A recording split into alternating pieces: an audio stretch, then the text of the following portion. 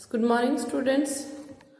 आज हम पढ़ने वाले हैं हमारे चैप्टर 12 अलजेब्रिक एक्सप्रेशन नीचे 12.1 एक्सरसाइज। 12.1 एक्सरसाइज हमारे पास जो हमने बात करी थी इंट्रोडक्शन में कि कौन सी क्या चीज होती है उस पे बेस्ड है। ठीक है, आपको फर्स्ट क्वेश्चन दे रखा है। ठीक है, get the algebraic expression in the following cases using variable, constant and arithmetic operation. आपको एक्सप्रेशन फाइंड लेने हैं, मतलब आपको एक आपके व्यंजक बनाने हैं। आपको किस है कांस्टेंट, वेरिएबल्स और आपके न्यूमेरिक जो चीजें हैं आपको उनसे आपके एक एक्सप्रेशन बनानी है। ठीक है, फर्स्ट उसमें पार्ट दे रखा है subtraction of z from y। इसके फर्स्ट पार्ट में दे रखा है कि संख्या y में से z को घटाना है। ठीक है, तो आपको किसको से सब्ट्रैक्ट करना है, y में से z को घटाना है। ठीक है, आपको यही चीज आपने उसने वर्ड्स में लिखी और आपको उसकी क्या बनानी है, एक्सप्रेशन बनानी है। ठीक है, सेकंड आपको पूछा है उसने 1/2 of the sum of a number of x and y, मतलब हाफ आधा x प्लस y का आधा।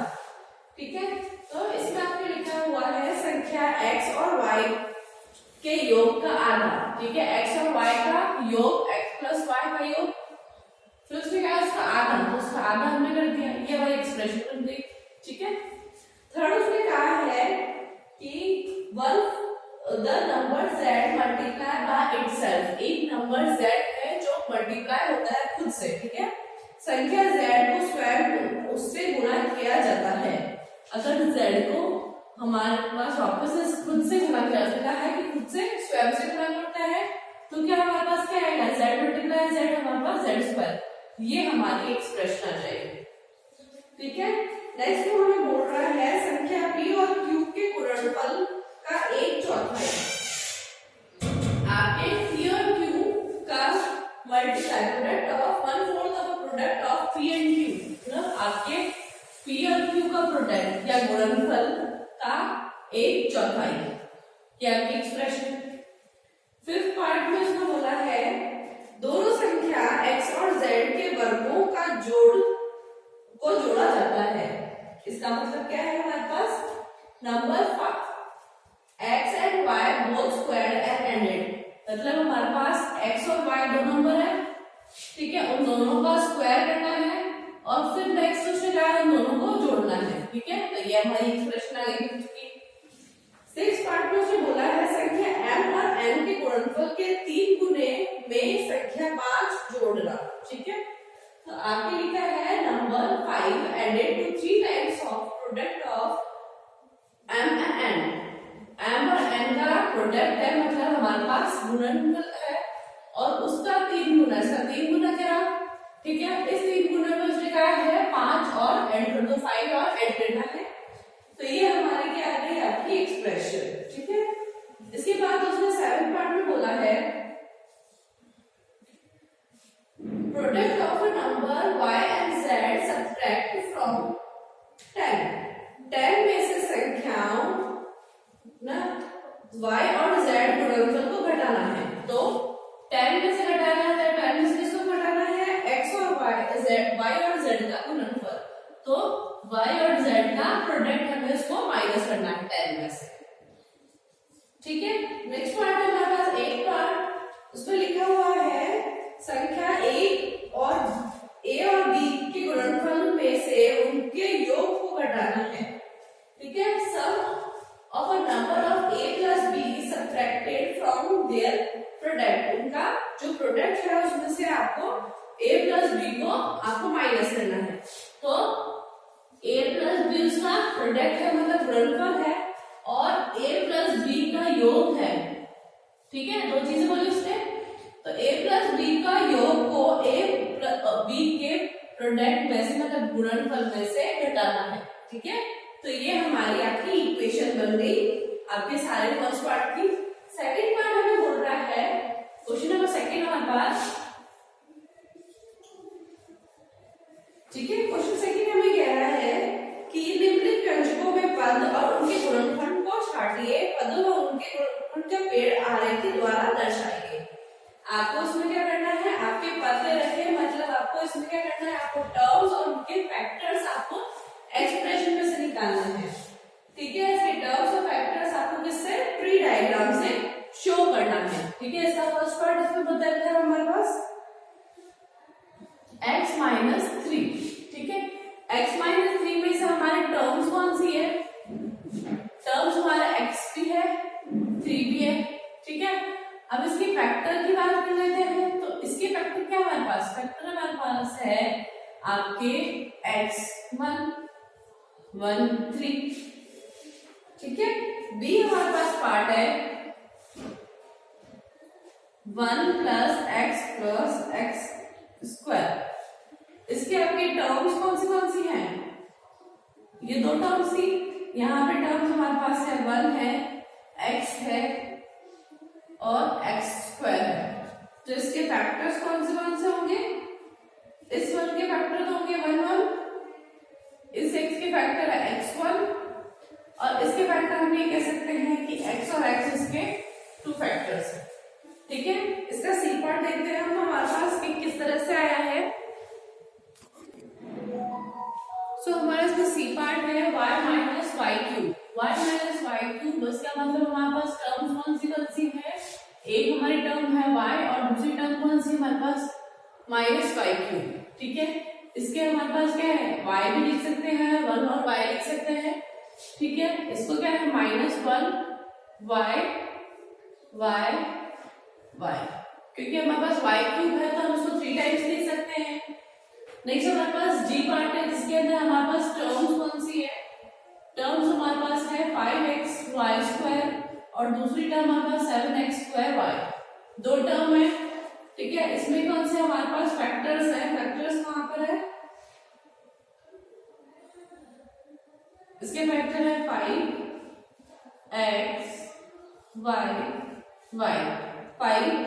y square. ठीक है, इसके अंदर क्या फैक्टर होंगे 7x y, ये आपके फैक्टर्स हो गए। क्योंकि आपको क्या शो करना है आपके ट्री डायग्राम से, तो ट्री डायग्राम हमारे पास इस तरह से है, ये हमारी टर्म्स है और टर्म्स के नीचे फैक्टर है, ये हमारी टर्म है, इसके नीचे आपके -ab टर्म है, 2b स्क्वायर एक टर्म है और -3a स्क्वायर एक टर्म है। ठीक है, इसके फैक्टर करने हैं तो हमारे पास इसके फैक्टर क्या है -1ab, इसके फैक्टर हमारे पास 2b स्क्वायर है। इसमें हम कह सकते हैं कि हमारे पास कौन से फैक्टर है -3 या फिर -1 भी लगा सकते हैं a। ठीक है, -3 की जगह 3 और -1 कर सकते हैं। ये हमारा हो गया क्वेश्चन नंबर सेकंड का, ये हमारे पास फर्स्ट पार्ट था। इसका सेकंड पार्ट में इस तरह से ही आपको पूछा है टर्म्स ऑफ फैक्टर, बस डिफरेंस ये है कि हमारे पास इसमें ट्री डायग्राम नहीं बनाना है। सो हमारा क्वेश्चन नंबर सेकंड है जिसके सेकंड पार्ट में बोल रखा है कि आपको टर्म्स और आपके फैक्टर्स फाइंड करने हैं। तो फर्स्ट इक्वेशन हमारे पास -4x + 5, इसमें टर्म्स कौन सी, दो टर्म्स है आपके, प्लस से आपसे डिफरेंशिएट करता है तो टर्म्स कौन सी हमारे पास इसके अंदर -4x और हमारे पास 5 टर्म्स है। इसके फैक्टर्स क्या है, फैक्टर्स हमारे पास 4, इसका 4 -4x इसके फैक्टर है, दूसरा फैक्टर हमारे पास 5 का 5 के फैक्टर है। ठीक है, इसको हम इस तरह से लिखे, आप टेबल में बनाया हुआ है जिस तरह से, ये 5 है, ये आपका 5 फैक्टर है। नेक्स्ट है -4x + 5y, तो हमारे टर्म्स कौन सी, एक तो -4x है टर्म और एक कौन सी टर्म है हमारे पास 5y। ठीक है, तो इसके हमारे पास फैक्टर्स है हमारे पास -4x और दूसरी हमारे पास क्या है 5y, फैक्टर्स होते 5 और 1y। नेक्स्ट हमारे पास है 5y + 3y square, 3y square के अंदर इसका मतलब हमारे पास कितने हैं, y है 2y है। ठीक है, तो यहाँ पे 5y एक टर्म है, दूसरी टर्म कौन सी है 3y स्क्वायर, दो टर्म हो गई। 5y के फैक्टर्स क्या हो गए हमारे पास 5, दूसरा फैक्टर कौन सा है y, ठीक है। नेक्स्ट इसमें 3y स्क्वायर का फैक्टर कौन सा है 3y, y स्क्वायर का 2 बार y आ जाएगा, ठीक है। नेक्स्ट हमारे पास इसमें क्या है x और y, xy एक आपकी टर्म है, दूसरी टर्म कौन सी है 2x स्क्वायर y स्क्वायर दूसरी टर्म है, दो टर्म हो गई। xy के फैक्टर क्या है हमारे पास x और y, दो फैक्टर हो गए। दूसरी टर्म में कौन सा फैक्टर हमारे पास 2x x y y, आपके ये फैक्टर्स हो गए। इसके बाद देखो p और q, p q first factor हमारे पास क्या है p मल्टीप्लाई q, दूसरा हमारे पास टर्म क्या है हमारे पास q, इसके फैक्टर p q के फैक्टर हमारे पास क्या होगा p q का फैक्टर p है और एक q है, और दूसरा q का फैक्टर हमारे पास सिर्फ सिंगल q। इसमें आपके फैक्टर्स कितने होंगे, इसमें आपके टर्म्स पहले तो क्या है टर्म्स 1.2 a b एक टर्म है, -2.4 b दूसरी टर्म है, 3.6 a आपकी तीसरी टर्म है, ठीक है। इसमें तीन टर्म्स है, तीन टर्म्स के तीन फैक्टर्स उसके करने हैं। फर्स्ट वाला 1.2 एक फैक्टर है, एक फैक्टर है, b एक फैक्टर है, ठीक है। -2.4 b का फैक्टर कौन सा है, एक तो -2.4 एक और एक b, ठीक है। 3.6 a का फैक्टर हमारे पास क्या होगा, एक तो 3.6 है और एक फैक्टर क्या है हमारे पास a, ठीक है। नेक्स्ट हम ये देखते हैं कि इसमें टर्म कौन सी है, इसमें टर्म हमारे पास 3/4x, एक टर्म हमारे पास 3/4x और दूसरी टर्म हमारे पास क्या है 1/4। 3/4x के हमारे पास फैक्टर क्या है 3/4 एक फैक्टर है और x एक फैक्टर है, ठीक है। इस 1/4 का फैक्टर 1/4 खुद है क्योंकि ये कांस्टेंट है। यहाँ पे देखिए इसके एक्सप्रेशन के दो आपकी टर्म्स है, एक टर्म है 0.1 p स्क्वायर और दूसरी टर्म है हमारे पास 0.2 q स्क्वायर, ठीक है। इसके फैक्टर निकालेंगे तो हमारे पास क्या आएगा 0.1 एक फैक्टर है, p एक फैक्टर है और दूसरा फैक्टर b है क्योंकि p स्क्वायर। यहाँ पे देखिए दूसरा फैक्टर निकालेंगे 0.2 एक फैक्टर है, q दूसरा फैक्टर और एक का फैक्टर हमारे पास q क्योंकि हमारे पास q स्क्वायर भी है, ठीक है। तो ये हमारा क्वेश्चन नंबर सेकंड फिनिश हो गया। नेक्स्ट हम बात करते हैं क्वेश्चन नंबर थर्ड की। नेक्स्ट क्वेश्चन नंबर थर्ड में हमें बोल रहा है कि ऐसे हमें एक्सप्रेशन में से टर्म्स फाइंड आउट करना है अदर देन कांस्टेंट जिसके हम कोफिशिएंट निकाल सके। तो हमें पहले टर्म्स निकालनी है कोफिशिएंट के अलावा। तो इसमें एक दिया है तो कोफिशिएंट आपके सॉरी एक तो ये कांस्टेंट है, इसको टर्म हम नहीं मानेंगे। टर्म्स हमारी कौन सी होगी, एक टर्म तो होगी हमारे पास -3 ये टर्म्स है, ठीक है। ये टर्म हमें अब इस टर्म को हमें न्यूमेरिक कोफिशिएंट निकालना है। तो कोफिशिएंट हमारे पास कौन सा हो जाएगा, हमारे पास कोफिशिएंट है हमारे पास -3, ठीक है। अब हमारे पास इसमें टर्म्स देखना है तो ये 1 तो हमारे पास आपका कांस्टेंट है, आपको बाकी रिमेनिंग क्या है t स्क्वायर t q। तो फर्स्ट हमारे पास टर्म क्या है t, दूसरी हमारे पास क्या है t स्क्वायर और हमारे पास क्या है t क्यूब, ठीक है। अब इसके कोफिशिएंट निकालना है, इसके कोफिशिएंट क्या है हमारे पास t का कोफिशिएंट हमारे पास 1 है, t स्क्वायर का कोफिशिएंट हमारे पास 1 है, t का क्यूब का कोफिशिएंट क्या है हमारे पास ये भी 1 है। नेक्स्ट हमारे पास टर्म्स के लिए टर्म्स क्या है हमारे पास x, दूसरी टर्म है 2xy और तीसरी टर्म हमारे पास 3y। तो x का कोफिशिएंट हमारे पास क्या है 1, इस xy का कोफिशिएंट हमारे पास 2, 3y का कोफिशिएंट हमारे पास क्या है आपका 3। ये आपके कोफिशिएंट्स है जो न्यूमेरिक आ रहे हैं, ये हमारे पास 100m और 1000m है। तो हमारी टर्म क्या है 100m और दूसरी टर्म हमारे पास क्या है 1000m। तो 100m का कोफिशिएंट क्या है हमारे पास 100 और 1000n का कोफिशिएंट हमारे पास क्या है 1000। इसी में देखिए ये है minus p square q square एक टर्म है, 7pq दूसरी टर्म है, ठीक है, minus p square q square का टर्म कोफिशिएंट क्या है, यहाँ पे कुछ भी नहीं है तो हम इसको क्या सकते हैं 1, और ये हम माइनस का साइन है इसलिए -1, ठीक है। नेक्स्ट हम देखते हैं यहाँ पे 7pq है, 7pq का अपने कोफिशिएंट क्या है 7, इसमें न्यूमेरिक वैल्यू क्या है 7, इसके अंदर 2l प्लस b है। अब मैंने ये देखा, अब बताया था आपको कि अगर ब्रैकेट से बाहर इमीडिएट बाहर जो चीज है वो मल्टीप्लाई होती है अंदर, तो मैं इसको ये क्या लिख सकती हूँ 2l प्लस 2b, ऐसा लिख सकती हूँ 2l प्लस 2b। तो मेरे पास कितनी कोफिशिएंट्स हो गई, दो आपके टर्म्स हो गई 2l और 2b। तो 2l के कोफिशिएंट क्या है हमारे पास 2 और 2b का कोफिशिएंट भी क्या है हमारे पास 2।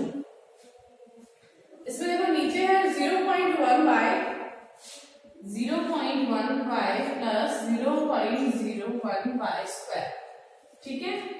तो यहाँ पे क्या है 0.1y का कोफिशिएंट है हमारे पास 0.1 और 0.01y स्क्वायर का कोफिशिएंट है हमारे पास 0.01। ये हमारा क्वेश्चन नंबर 3 हो गया है। जो रिमेनिंग रह गया वो आपको होमवर्क के लिए है। नेक्स्ट क्वेश्चन हमारे पास क्वेश्चन नंबर 4 है।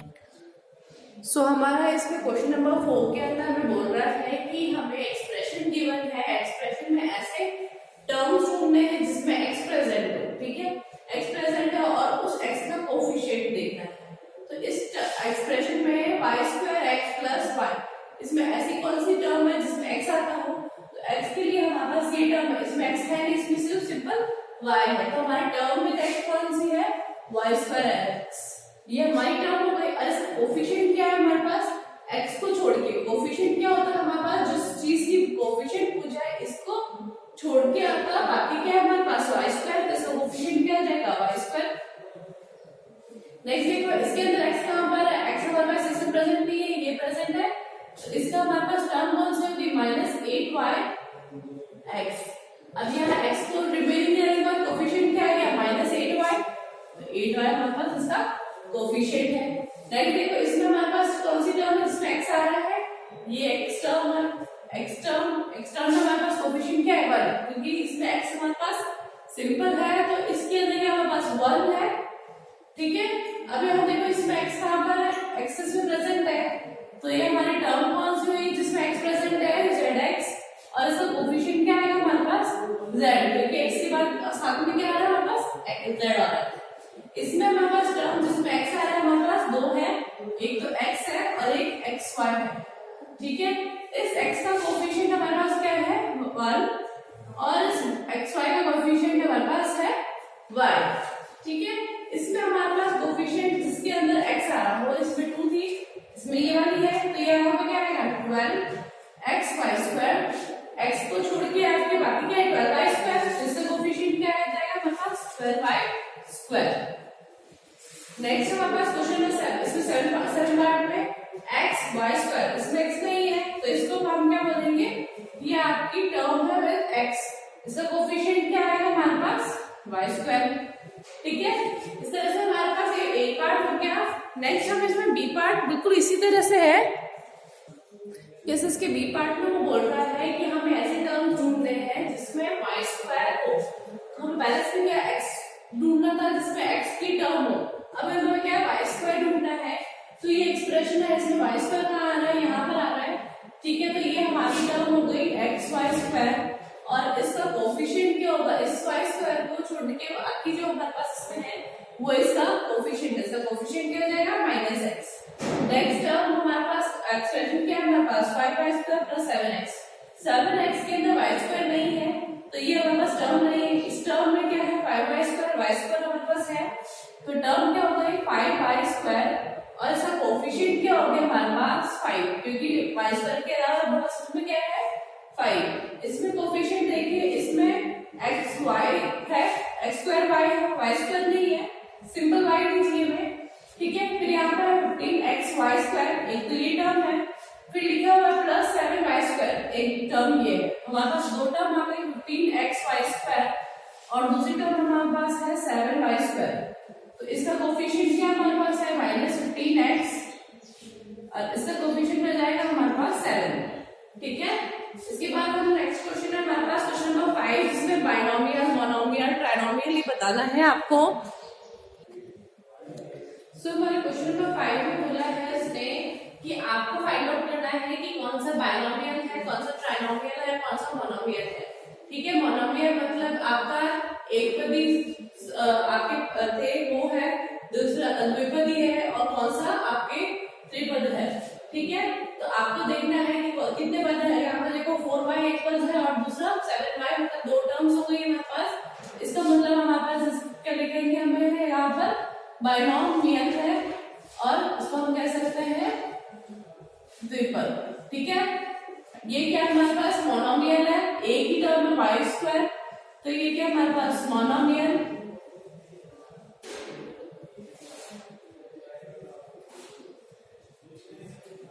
ठीक है, बाद में हमारे यहाँ पे लिखा हुआ है x plus y minus X Y. तो x एक टर्म है, दूसरी टर्म y है, तीसरी टर्म क्या है एक्स वाई है। तो हमारे पास ये कितनी है, 3 टर्म हो गई। तो ट्राइनोमियल मतलब द्विपद है। ठीक है, ये क्या है हमारे पास 101 टर्म है, तो क्या है मोनोमियल है।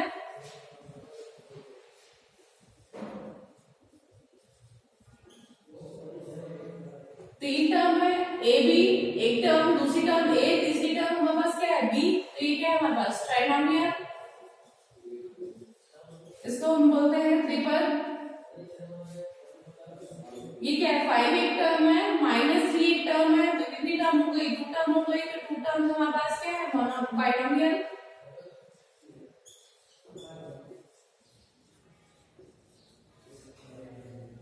नेक्स्ट हमारे पास 4p square, 4p square Q minus 4p Q square. ये एक टर्म है और ये एक टर्म है, तो कितनी है बाइनोमियल, 2 टर्म्स है।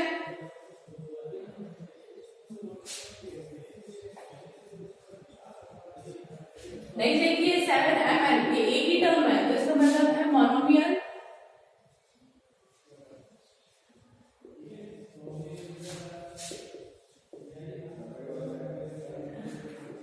यहाँ पे देखो z स्क्वायर 3z 8, 3 टर्म हो गई, तो ट्राइनोमियल। इसी तरह आपको सारे आपको बताने हैं कि कौन सी टर्म है। a square plus b square ये हमारे पास बाइनोमियल है।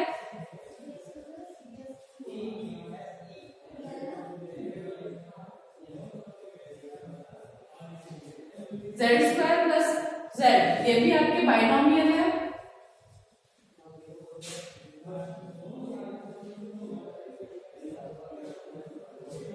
नेक्स्ट हमारे पास 1 प्लस एक्स स्क्वायर 3 टर्म है, तो क्या हो जाएगी ट्राइनोमियल, ट्रिपल है।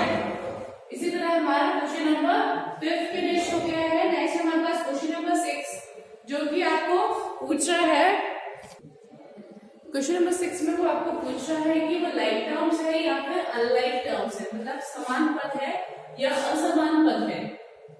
ठीक है, तो हम इसको किस तरह से देखेंगे, यहाँ पे एक कांस्टेंट है, 2 टर्म दे रखी है, हमें एक कॉमा से सेपरेट कर रखा है, 2 टर्म दे रखी है। एक टर्म हमारे पास 1 और एक 100 है। 1 और 100 में हम देखेंगे कि दोनों क्या है कांस्टेंट है, तो हम ये कह सकते हैं कि दोनों सेम है। तो सेम है मतलब लाइक टर्म है, लाइक टर्म मतलब समान पद है। ठीक है, नेक्स्ट हम देखते हैं, इसमें क्या है 7x, दूसरा क्या है 5/2x। अब यहाँ देखो 7 आपका एक कांस्टेंट है और 5/2 एक आपका न्यूमेरिक वैल्यू, दोनों न्यूमेरिक वैल्यू है। यहाँ पे x है, यहाँ पे x है, दोनों सेम है, तो इसको भी कह सकते हैं लाइक टर्म। ठीक, दूसरा हम देखेंगे यहाँ पे -29x और दूसरी टर्म कौन सी -28y। यानी 29 -29 दोनों न्यूमेरिक वैल्यू है। ठीक है, तो यहाँ पे x और यहाँ y है, दोनों क्या है सेम नहीं है, x और y अलग अलग होता है, तो ये क्या है हमारे पास अनलाइक टर्म,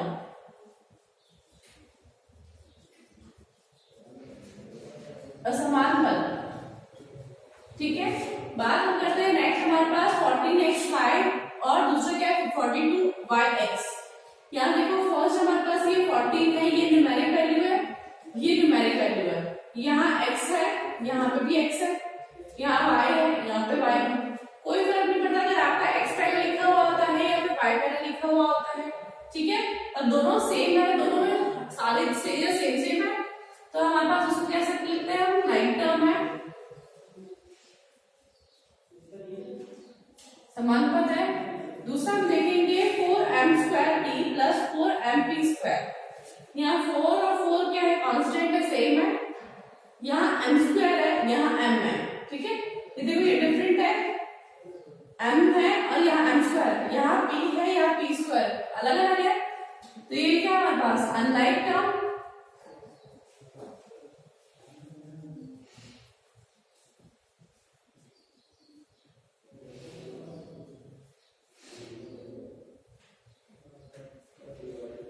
नेक्स्ट है यहाँ पे 12 न्यूमेरिक वैल्यू, यहाँ पे x है तो यहाँ x², ठीक है, डिफरेंट है। यहाँ z है, यहाँ z² है, तो ये क्या डिफरेंट है, मतलब अनलाइक है, मतलब एक जैसा नहीं है, तो अनलाइक टर्म असमान पद, ठीक है। नेक्स्ट हमारे पास है क्वेश्चन नंबर 7, जिसमें हमें लाइक टर्म्स को एक साथ आपको लिखना है, ठीक है। तो ये हमारा क्वेश्चन कुछ इस तरह से गिवन होता है कि हमें बहुत सारे टर्म्स दिए हुए होते हैं, सेपरेट होते हैं, एक दूसरे से अलग होते हैं आपके कॉमा से, ठीक है। ये आपके बीच में आपके कॉमा लगे हुए हैं और सब अलग अलग टर्म्स हैं, ठीक है। हमें लाइक टर्म्स को साथ में लिखना है। तो पहले मैंने क्या किया, फर्स्ट ये टर्म ले लेते हैं -xy² की टर्म आ गई, एक ये टर्म आ गई x और y², ठीक है। इस टर्म में x और y² है क्या, इसमें y(x²) है, x तो सिंपल होना चाहिए, y का स्क्वायर होना चाहिए, इसमें नहीं है, इसमें देखो x है, y² है, तो इसको यहाँ लिख दो साथ में, ठीक है। तो 2xy², अब वापस से ढूंढो, इसकी नेक्स्ट ढूंढो, यहाँ 7y है, x² है, x है, xy है, x²y है, x² है, y है, xy x, ठीक है। तो यहाँ पे क्या है, xy² हमारे पास दो टर्म्स है।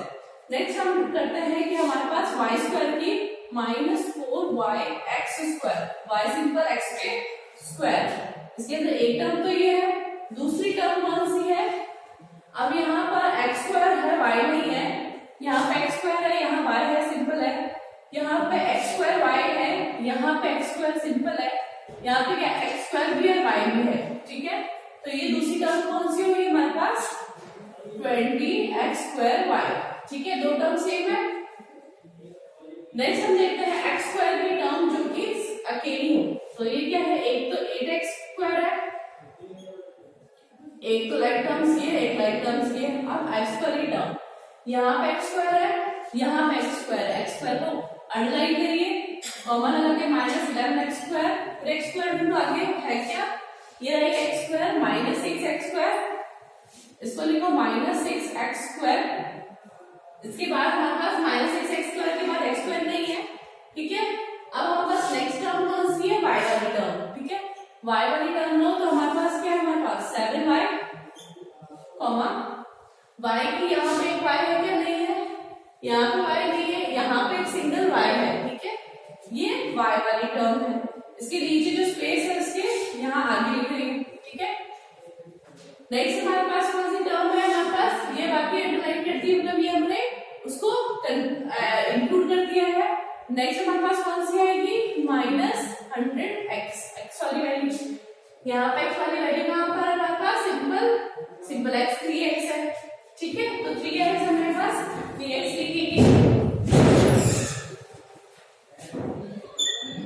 तो आपको क्या लिखना है, 3x लिखा, ठीक है। इसके बाद हमने क्या लिखा, x और y जो सिंपल है, यहाँ पे xy को अंडरलाइन कर दिया। नेक्स्ट हमारे पास क्या है, -11yx, नेक्स्ट हमारे पास क्या है, यहाँ पर xy एक सिंगल xy 2xy, ठीक है। ये हमारे सब कंक्लूड हो गए, आपकी जितनी भी टर्म्स थी आपके इसमें हमने लिख ली है।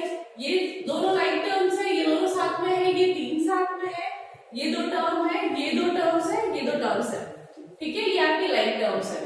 नेक्स्ट जैसे कि आप ये पार्ट देखिए, यहाँ पर आपको इतने सारे आपके पार्ट्स दे रखे हैं,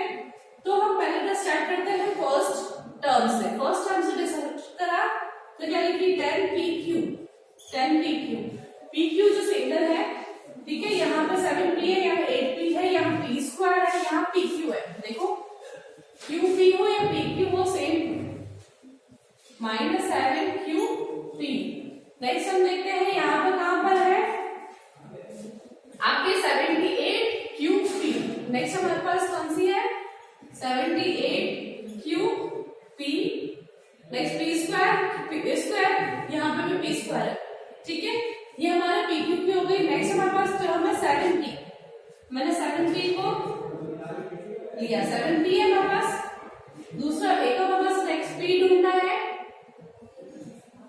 यहाँ पे क्या है 2405p, 2405p। यहाँ पे v स्क्वायर, यहाँ p स्क्वायर, ये p स्क्वायर है, ठीक है, p वाली वैल्यूज हो गई। नेक्स्ट टर्म हमारे पास कौन सी है 8q। 8q को लिखिए, मतलब हमें क्या ढूंढना है एक कांस्टेंट q वाली वैल्यू, ठीक है, q वैल्यू।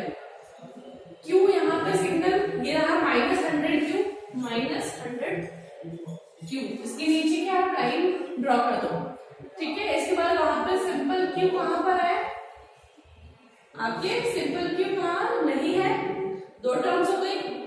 नेक्स्ट हमारे पास क्या है टर्म p स्क्वायर और q square, -p square q square, ठीक है। p स्क्वायर q स्क्वायर की वैल्यू एक यहाँ पर है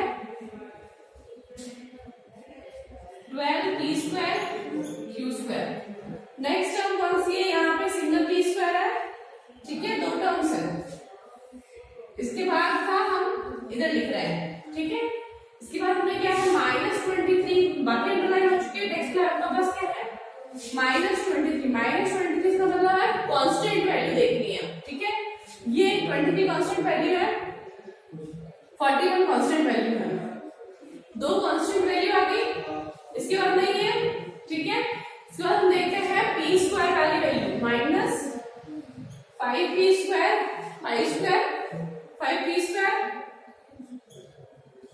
और दूसरी टर्म कौन सी है p स्क्वायर वाली